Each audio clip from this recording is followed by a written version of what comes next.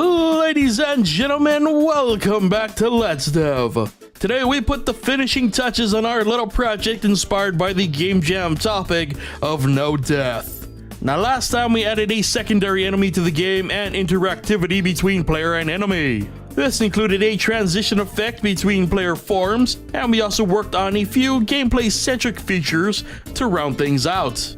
It was a rough road, but we eventually got to presumably the end of our project.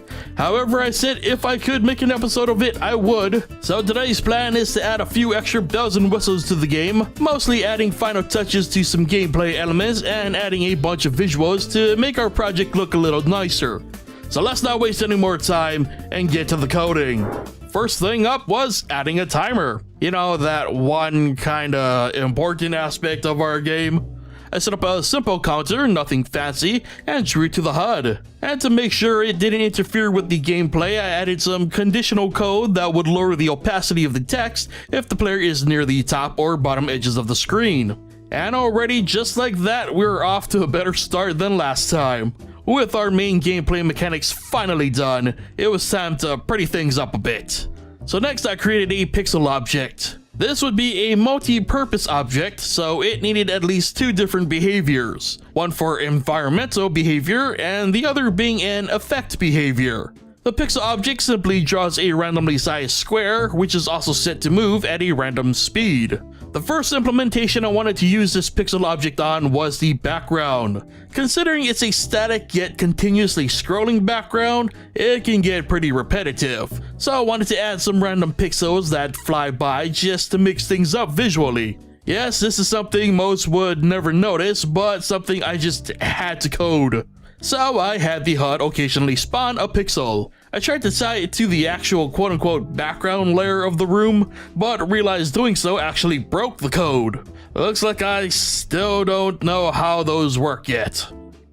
Anyway, once I got it working, I had the HUD occasionally spawn dimmed pixels in the background, which are really easy to miss, but also complement the scene without being a distraction. Moving on, I had the enemy projectiles produce a bunch of pixels whenever they'd hit the player. This would use the effect behavior we set up, which included the pixels slowing down their movement over time.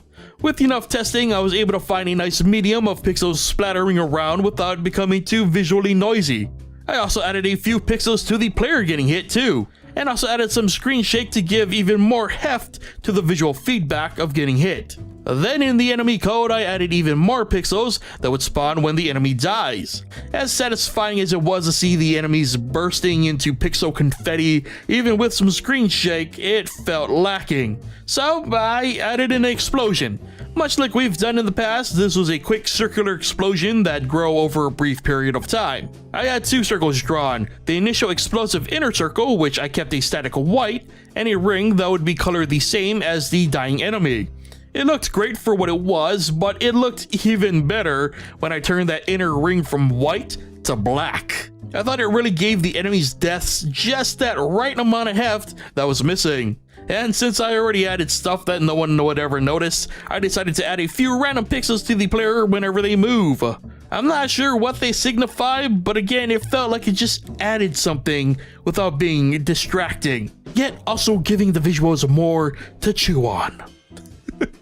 I had planned to do more to maybe amplify the effect, but I thought it'd be overkill and a waste of time. Well, you know, more of a waste of time, I guess. Anyway, moving on, I wasn't satisfied with the way enemies spawned in so instantaneously, so I created a spawner object.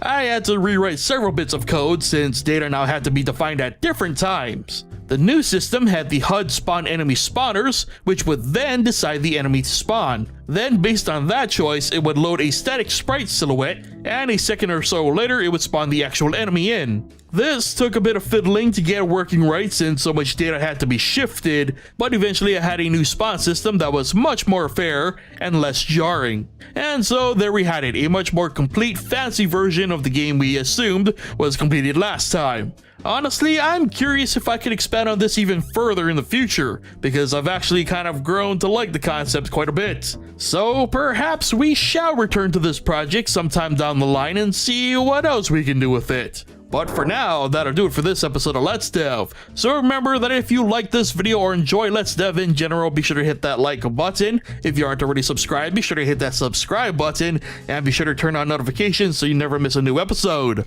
And as always, be sure to leave your thoughts on our project in the comment section below. Thank you so much for watching, and I'll see you guys next time.